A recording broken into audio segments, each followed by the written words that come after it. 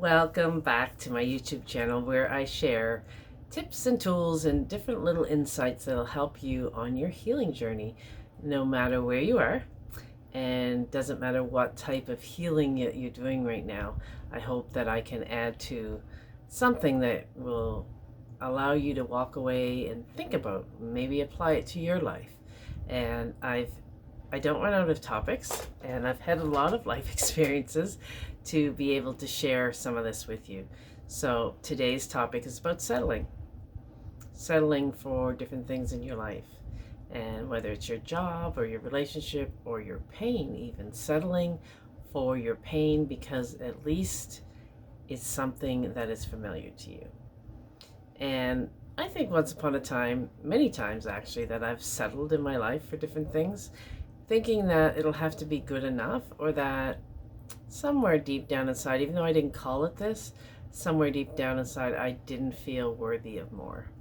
And of course, after we peel the layers that hold us stuck in those stories, the layers of the mind and the layers in our body, we kind of start seeing the reasons, and then we start seeing all the lies we've told ourselves. And when we start seeing that, we turn towards our pain and we make room for that in our mind, in our body, in our spirit. It's amazing what happens next. So that's why I like to share and inspire you too, to drop into your own healing journey, to drop into your own deep awareness of the powerful essence, the being, the source of who you truly are, and not all the stories that you tell yourself that keep you stuck there. So today about settling, and it's about relationships. I'm going to tell you a little story like I often do. And once upon a time, also, I wouldn't have shared these stories with people, all the stories that I share, because I would have felt ashamed. I would have felt like broken, and I wouldn't want people to look at me as less than.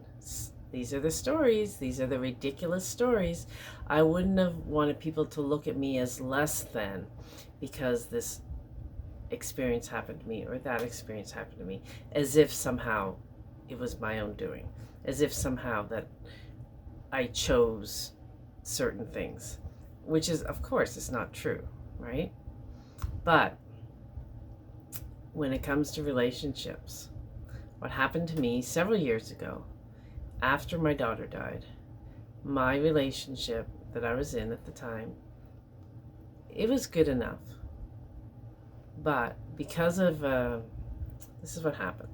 So I had closed my heart down for many, many, many years, decided that this love thing, this relationship thing, it just doesn't work out for me. It's not my forte. So I'm going to just have people that I can date now and then and focus on my schooling, my education, and my child. So I did that for a very long time. And then when I decided eventually to allow an opening in this kind of armor of my heart, when I allowed that in, and I really fell for somebody, and I really had a strong connection, and it was great, and then until it wasn't. But it wasn't ever not great. So what happened is, probably about a month before Rtea died, I discovered that the person that I was in love with and that I was now living with, I discovered that there was an infidelity at the beginning of our relationship, like way back when we first started dating, like month 3 probably. But I didn't know about that. So here we are 3 years later as I discovered it. But I couldn't really process it or have time. I was completely gutted, completely shocked. But I didn't have time to process it because I was dealing with a traumatized teen, and I was also dealing with, soon after that, so that was, it was February 14th that I discovered it. So that's a memorable day because it's Valentine's Day. And so February, March, so 2 months later, my daughter died. So I had to take that trauma, the other trauma, and kind of put it somewhere, because my partner at the time, he showed up for me in such an amazing ways after that, like just huge. So I know that whatever happened at the beginning was not a reflection of how he felt for me 3 years in. However, it was a secret, it was deception, and it was betrayal. And those are things that I have a really hard time with, as most people do, because you want to be able to feel safe and trust in the person that you're with, whether it's your family, your friends, or your relationship. You want to be able to trust that you're safe there, that it's a place that you can be you and you can let those walls down and you can love again. And when you find that out, and if you've already had lots of trauma in your life, those walls go back up really, really fast. And so I knew, it was there, and I knew that eventually I'd have to deal with it, but I was definitely in no place to deal with it after my daughter died. So my partner, not going to name names, of course, he really stepped up, He did so much for me. He was there for me in my darkest time. He was like my rock. And so probably maybe a year after, I said, you know what, I'm just going to give this my all, because this man has stood by me. He has seen me through my darkest times. He has been a champion for me. I can rely on him. I can trust him. I can trust him again. So I tried, and I went to therapy, and I tried to bring that pain out of the box so we could look at it, so we can move through it. Because I knew that some people move through relationships after this, and they become stronger, and they became more open and more vulnerable with each other. I knew this as a therapist. I do know that happens, but it didn't happen for me. I kept trying and convincing myself, but see what happens with me, and maybe this happens to you too. Once you've shut it down in that particular space with that person, I just couldn't get it back. So I couldn't recreate a love. I couldn't recreate it, because for me it was already gone. It was gone, so I kept trying, but it was gone. Trying to do things to reconnect us, but it just didn't happen. But I told myself, like, you need to stay in this relationship. You don't have family and friends around you now. You don't have a big support group. And this man loves you. And you love him as a friend, but so Leah, that's going to have to be good enough. So that's what I did. I would say, this is good enough. And he was kind and loving, and we didn't argue, and we managed our household well, and there wasn't all this big blow-ups or anything like that. So some people might say that that's not toxic. That's okay. But it is. It is toxic in your soul when you know it's just not the right thing. But you keep convincing yourself, and your soul, your essence, that inner voice keeps coming back. You might bury it for months, but it keeps coming back, and it'll say, you know this isn't right for you. This isn't going to work. And that's what kept happening to me. And I kept pushing that away and saying, no, I'm going to make it work. I have to make it work. I can't see my life without this person. And if I ended it, there's a chance that he won't speak to me again, and it'll be damaging. I can't lose anything else.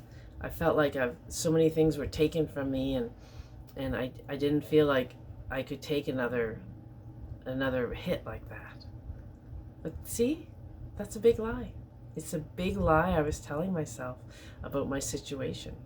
And I decided once again, like I have many times in my life until I haven't. It takes a lot of strength and courage and bravery to speak your truth and to step in your truth. So probably I'd say a year before it ended for good, I had a conversation and told him all the things, how I felt and how I don't know if it's going to work out, and I'm not sure I can do it anymore. And so that was a hard conversation, but I was still willing to keep trying. And I did. I kept trying. And then one day, I would even get the courage up to say, I'm going to say these things to him today. I'm going to have a heart-to-heart. So it's really hard to end something when you're not mad or angry and there's not a blow-up. So I would get the courage up within me, and then he'd come home from work and I would just lose all my courage and go back into the status quo. What would we like for dinner? What would you like? Back to the mundane, the day-to-day grind, the working together. And I'd fall back into that day after day after day. And I'd say, like, he does so much for me. I am such an emotional mess now in my grief. Like, I'm not going to be able to function without him. Who's going to help me around the house? Who's going to help me with this? Who's going to help me with that? Who's going to fix this? Who's going to fix that? Who's going to be there? All of those things. So it was extremely difficult for me to take the plunge.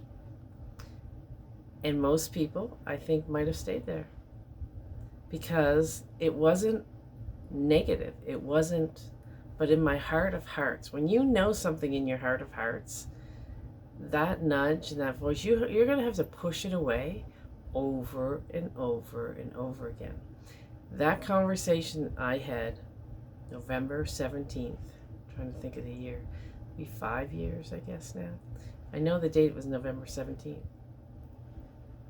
That conversation I had that day was one of the most difficult conversations I've ever had in my life. I was so hurt to see the hurt on his face. And my worst fear came true. Because he told me, we'll be friendly towards each other until I leave, but we will never be friends. And that was just like, that crushed me. But I did it, and it was terrifying, and I did the brave, courageous thing. It wasn't fair to me to stay in that relationship. It wasn't fair to him for me to stay in that relationship either.